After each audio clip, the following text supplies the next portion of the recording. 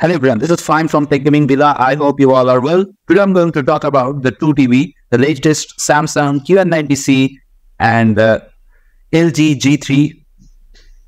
The QN90C have various sizes 43, 50, 55, 65, 75 and 85 inches. And this one is 55 inches. You can enjoy the spectacular infinity nail design sported by the step-up QN95C. So its connections are built into the main TV bodywork rather than being placed on an external connections box. While it's still remarkably, its rear panel isn't as monolithically flat or minimalistic as that of the QN95C. Doesn't boast the gleaming metallic side panels you get the QN95C range either, and it also feels a bit wobbly, to use the technical term, when placed on its centrally positioned metal stand. Not so much that a bit draft through the door might have it over or anything. Losing out the glamour stakes to a much more expensive sibling does not mean true that the QN90C is in the slightest bit ugly. In fact, while the border around its screen might not be quite as barely there as the one around the QN95, still slimmer than most and distracts barely at all from picture you are supposed to be watch list. Still impressive trim around the back for a TV that uses direct backlighting. The QN90C's connections are excellent. 4 HDMI and 3 USB ports lead the way on the physical connections front. At least great to find that all 4 of those HDMIs are built to handle all the latest cutting-edge gaming features. Wi-Fi and Bluetooth are also present and correct, of course, with AirPlay 2 available for sharing content from Apple devices. Perhaps driven by its old animosity to OLED TVs, Samsung has always taken a uniquely premium approach to mini LED technology. This continues with the QN90C, which divides the hordes of teeny mini LEDs, 1/40th the size of which divides the hordes of teeny mini LEDs packed into its 55-inch screen. On 65-inch screen, 720 separately controlled dimming zones. That's way more than you get TCL's 65-inch 845K 576 dimming zones, Hisense U7K 384, and Sony's 65-inch X95L has 480 dimming zones. And while you know by now that dimming zone number aren't the be all and end all of LCD TV picture quality, having 720 of them is one heck of a place to start. I should say Samsung step-up QN95C remarkably ups the dimming zone count to 1344, giving it the biggest justification for its price hike over the QN90C. But QN90C's 720 zones are backed up by the same Neo Quantum 4K processor that drives the dimming zones so well on the more expensive model.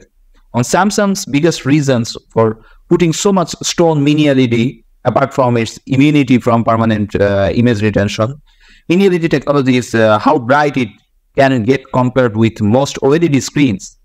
A tradition the QN90C continues by pumping out a measured 1800 nits on a 10% window in movie mode.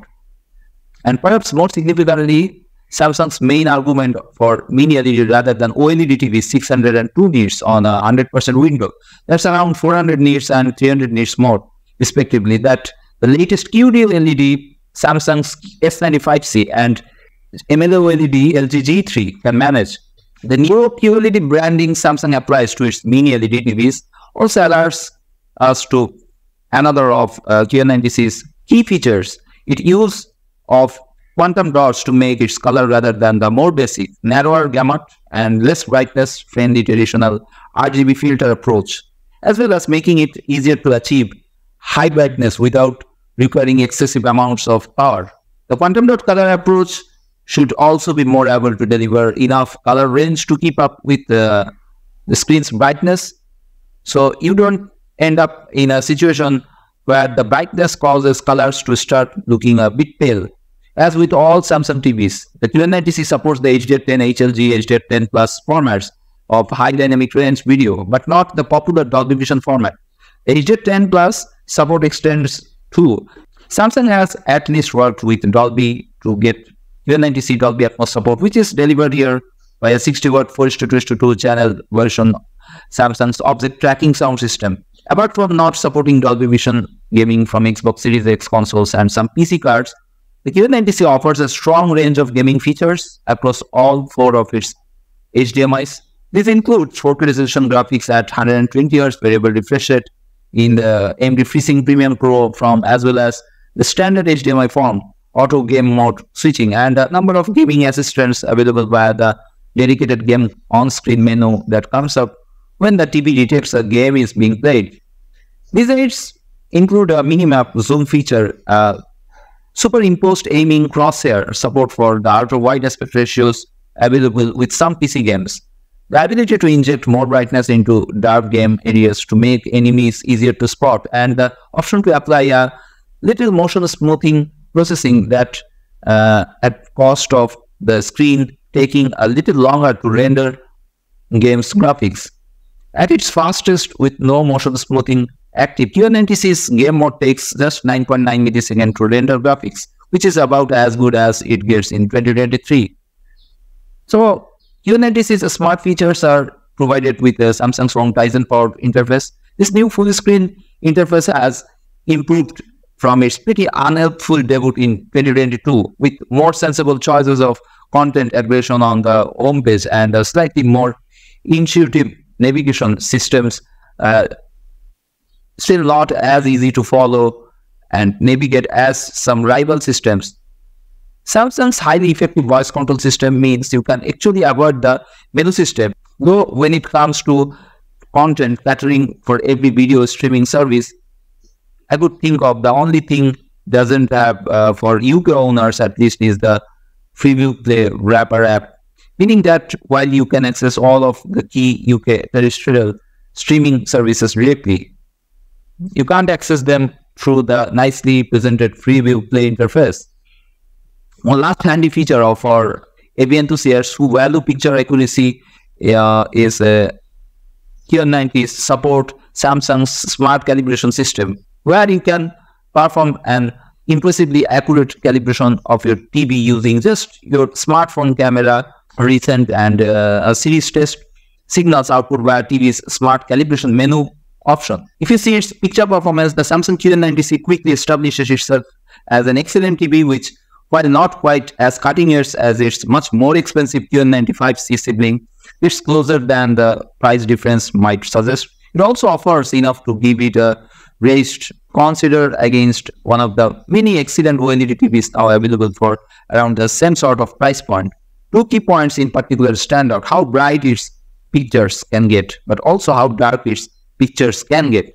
On the brightness side, bright HDR scenes blaze off the screen with a degree of radiance and accompanying color volume that manages to deliver on the age-old luminance argument in favor of high-end LCD TVs. I should say right away the new generation of OLEDs, both QD-OLEDs from Samsung itself and MLA OLEDs from LG, Panasonic and soon Philips get much closer to the brightness of QN90C produces the full screen bright content than any previous OLED technologies would have.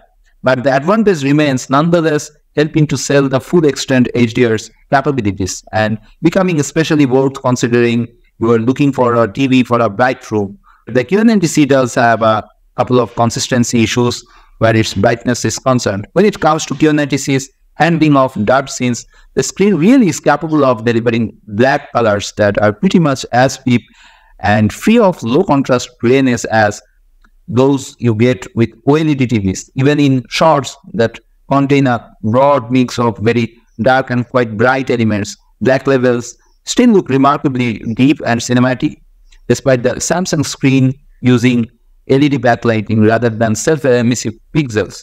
For the most part, QN90C's handling of its light, particularly when it comes to balancing the control of its huge number of dimming zones, is an outstanding, a crucial cut above the performance in this respect of recent eye-catching budget challenges from Hisense and TCL, in particular backlight looming, where extraneous light can appear around standard bright objects, is extremely well suppressed for an LED TV capable of so much brightness and such good black levels.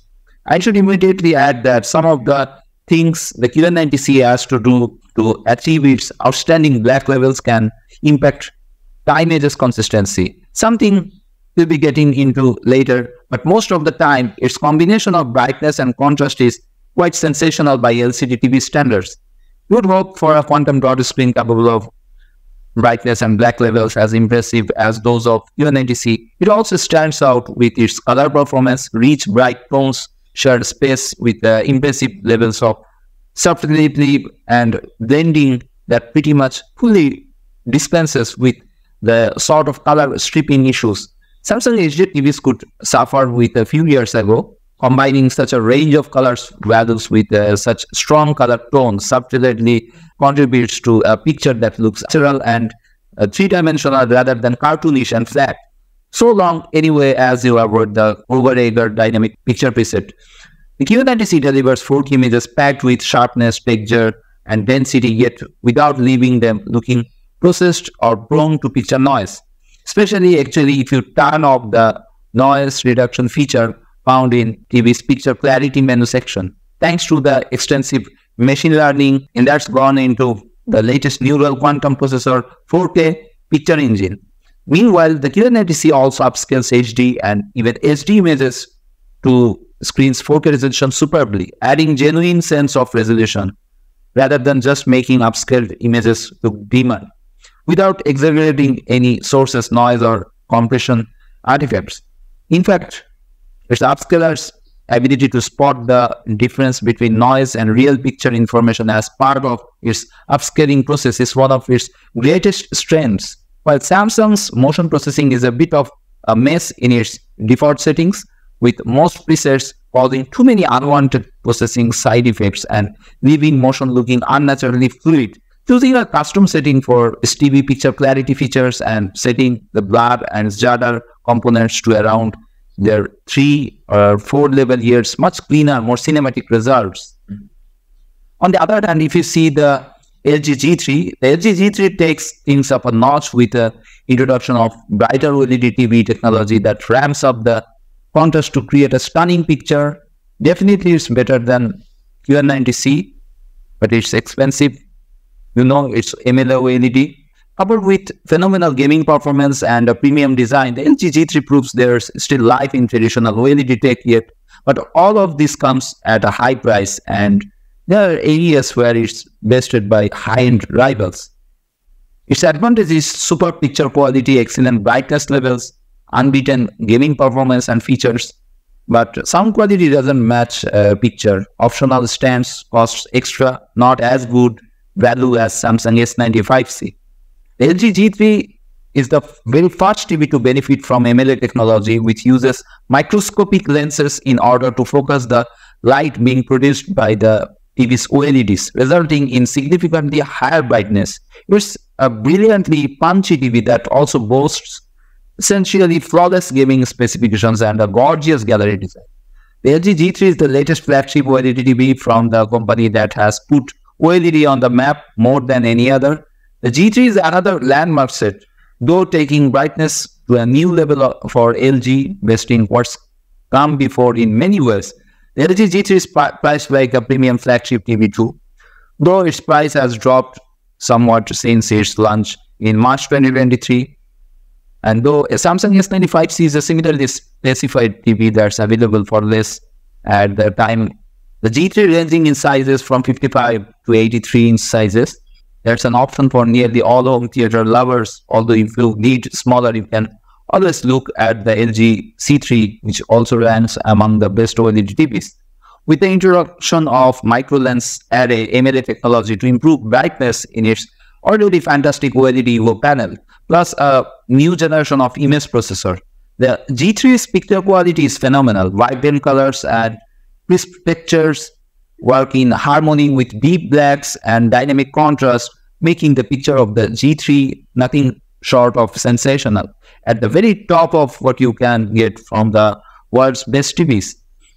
Although built-in sound in the G3 is decent, with a surprising amount of bass in some sound modes and clear dialogue Generally, the LG G3 could benefit from one of the best soundbars to match the excellent quality of its picture. If a stronger built-in audio quality is essential to you, you may want to look at TVs such as the Sony 8TL and even the Samsung S90C. As far as gaming goes, the LG G3 is the paradise with extensive gaming features and compatibility, including 4K 120Hz support on all four 2.1 HDMI ports, Dolby Vision gaming at 120Hz, VRR and LLM. This is as well spec'd as it gets for games. Put all this with an intuitive game dashboard menu and extremely useful game optimizer picture mode, and it's hard to fault. LG's Smart TV platform Web Operating System 23 is intuitive and more streamlined than last year's software Web Operating System 2022 and offers you greater customization options in terms of categorizing apps via its quick card option and also tailors recommendations on what you want to look for. Thankfully, Web Operating System 23 has also toned down the amount of recommendations compared to last year as well, because they were a little overwhelming. In terms of design, the LG G3 is a stunning TV with sleek bezel-less build that looks elegant when mounted on a wall. Still, though, it's extremely frustrating that for people who want to put this TV on a stand, a desktop stand is not included and will cost you extra. It only comes with a special gap-free wall mount. If you are looking for a TV to suit any situation, including gaming, movie, marathons, or daytime viewing with image quality that's as good as anything else on the market, the LG G3 is definitely one of your top choices. There are cheaper, high-quality OLEDs out there, such as LG C3 or Sony 8TL, but this sacrifices brightness or other features compared to the G3. The biggest competitor is the Samsung S95C, which I rate slightly higher due to its better sound and great external connections box, creating slightly better value overall. But the G3 should definitely be one of your options if you are looking to buy one of the best 4K TVs available today. So what's your thought? Which TV you like most? Samsung QN90C Mini LED or LG G3 MLA OLED? The LG G3 has some weakness and some strong parts, and QN90C also some weakness. But if you look at the two TV, LG G3 definitely a better looking TV. It's sometimes very brighter than QN90C. LG G3 is very good for the sports and movie watcher, but on HDR section, QN90C will beat LG G3. But on HDR, LG G3 is better, lot better, I will say. So what's your thought? Please write in the comments below. That's it from now. If you like this video, please subscribe and press the bell icon for future notifications update. I have another channel named Awesome Tech Gaming Pro, where I upload similar kind of tech videos. Please visit this channel and subscribe for update. Have a good day. Thanks for watching.